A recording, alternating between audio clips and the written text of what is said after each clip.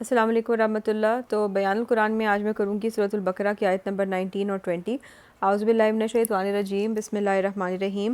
او کصیب من السماء فیہ ظلمات ورعد وبرق، یا ان کی مثال ایسی ہے جیسے بڑے زور کی بارش برس رہی ہے آسمان سے، اس میں اندھیرے بھی ہیں، گرج اور بجلی کی چمک بھی۔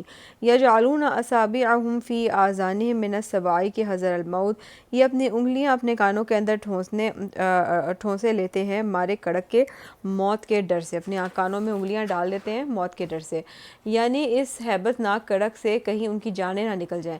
واللہ محیط بالکافرین، اور اللہ ایسے کافروں کا احاطہ کیے ہوئے ہے۔ وہ ان منکرین حق کی کو ہر طرف سے گھیرے میں لیے ہوئے ہے، وہ بچ کر کہاں جائیں گے۔ آیت نمبر 20 ہے، یکاد البرق یخطف ابصارہم، قریب ہے کہ بجلی اچک لے جائے ان کی آنکھیں، کلما اضاءہم مشوا فیہ، کلما اضاء لہم مشوا فیہ، جب چمکتی ہے ان پر تو وہ چلنے لگتے ہیں، یعنی کہ جب بجلی چمکتی ہے تو وہ چلنے لگتے ہیں اس کی روشنی میں۔ جو ہی انہیں ذرا سی بھی روشنی محسوس ہوتی ہے وہ دائیں بائیں کچھ نظر آتا ہے تو کچھ دور چل لیتے ہیں۔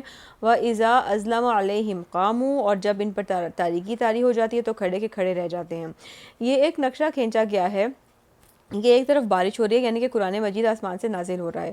بارش کو قرآن مجید ماء مبارکن قرار دیتا ہے، جیسے کہ خود اس کو کتاب میں مبارک کہا گیا ہے قرآن مجید کو، لیکن یہ کہ اس کے ساتھ کڑکے ہیں، گرج ہے اور کفر سے مقابلہ ہے۔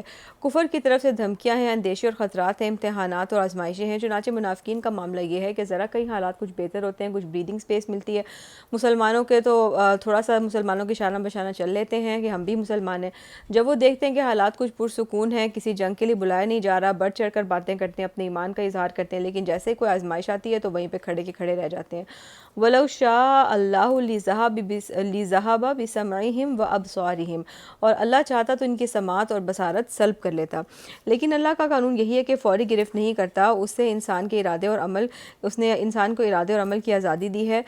تم اگر مومن صادق بن کر رہنا چاہتے ہو تو اللہ تعالیٰ اس کے راستے آسان کر دے گا، اور اگر تم اپنے تعصب اور تکبر کی وجہ سے کفر کا راستہ اختیار کرنا چاہتے ہو تو اس کا راستہ اللہ تعالیٰ کھول دیں گے، اور اگر تم بیچ میں لٹکنا چاہتے ہو تو یہ بھی اس کے لیے اس میں بھی آسانی ہو جائے گی۔ اللہ تعالیٰ نہ کسی کو جبرن حق پر لاتا ہے اور نہ ہی کسی کو باطل پر رہنے دیتا ہے، اس